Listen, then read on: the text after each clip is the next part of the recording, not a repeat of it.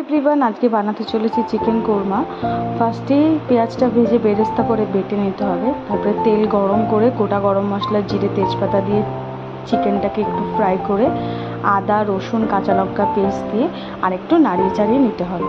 তারপরে একে একে মশলাগুলো দিয়ে দিতে হবে, যেমন হলুদ গুঁড়ো, জিরে গুঁড়ো, ধনে গুঁড়ো, লঙ্কা গুঁড়ো, স্বাদ অনুসারে নুন দিয়ে ভালো করে চিকেনটা কষিয়ে নিতে হবে যতক্ষণ না তেল বেরোচ্ছে। তারপর ফেটিয়ে রাখা টক দই দিয়ে ভালো করে মিশিয়ে নিতে হবে। তারপরে কাজু বাটা এবং পোস্ত বাটা দিয়ে চিকেনটাকে আরও কিছুক্ষণ কষিয়ে নিতে হবে। নামানোর আগে বেরেস্তা বাটা, ঘি এবং গরম মশলা দিয়ে গরম গরম নামিয়ে ফেলুন চিকেন কোরমা। গার্নিশের জন্য অল্প একটু বেরেস্তা দিয়েও গার্নিশ করতে পারেন। Thank you.